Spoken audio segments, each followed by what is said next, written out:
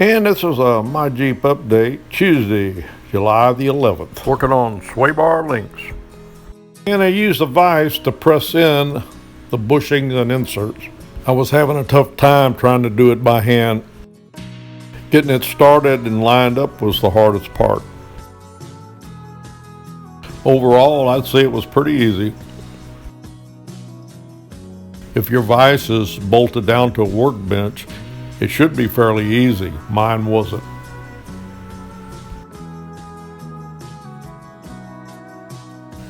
And these are ready to be installed.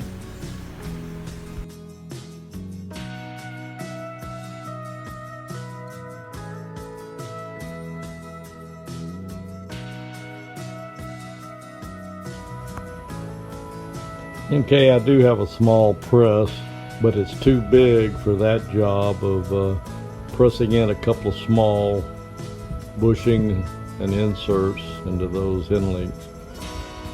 The zone, which is the end links on the rear of my for my rear sway bar, and I didn't want to set up my press. And these things are kind of hard. These bushings are kind of hard to get in unless you're a big, strong guy. And what I did, so you already got one pressed in, and get a little video here of, see, I got it in my vise. I'm using it as a press. See, hopefully. What do you think you are, some kind of Einstein boy? Where's your microscope? You got to play with it and get it started, but once it's started, it goes right on in just like you got it on a press. That's all vice is a little press. See? Bingo! Hey, what you mean malfunction there, boy? You losing I'm not strong it? enough to push these in myself. Where's that smile? Right. Hey, you're about a weak SOB there, boy. There's one, you gotta make sure you get these inserts right. This is for the big bolt, for the frame, and I think this is for the sway bar.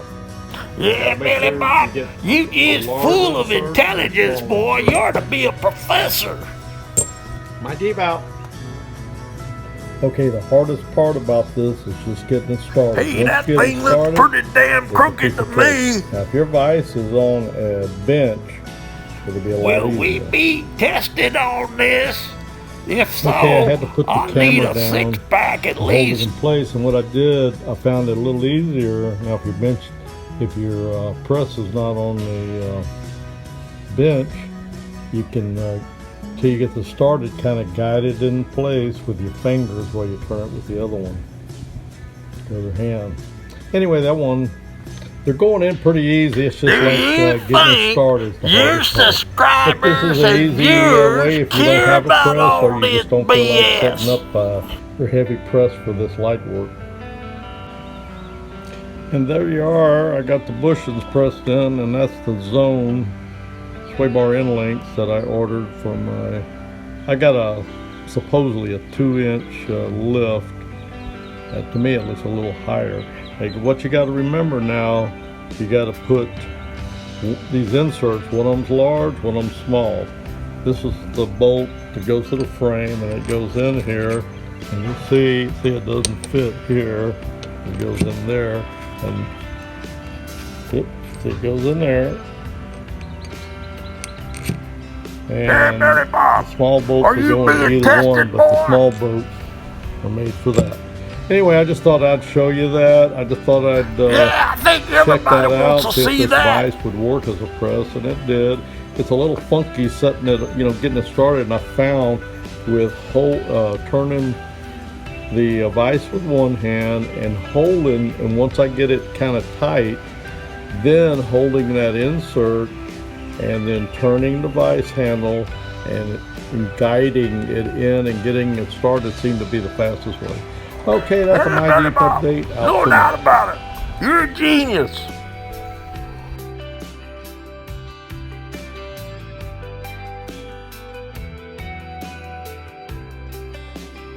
Passenger side looks pretty good, but I still have about an inch of sag.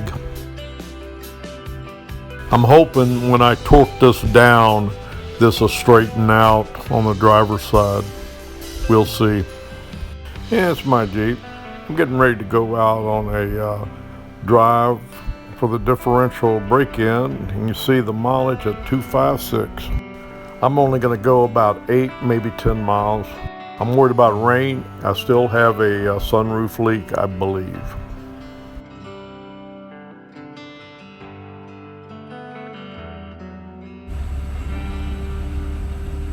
Okay, I just got back from a break-in drive for the differential Yukon gears, and it's showing 263.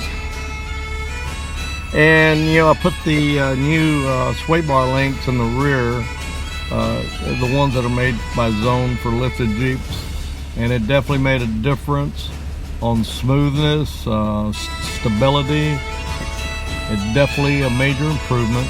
I still have some noises underneath that's puzzling. I've got all new suspension. I'm thinking I may have left something loose somewhere, because I'm checking some of my old videos when I put the suspension in.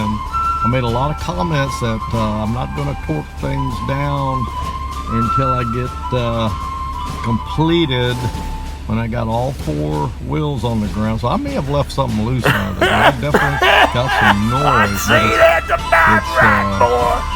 I'm not sure what it is. But anyway, but the sway bar links in the rear made a major difference. I'm happy with that.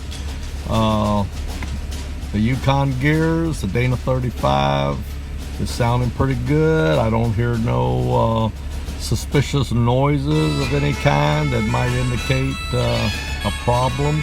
It hasn't been overheating or anything.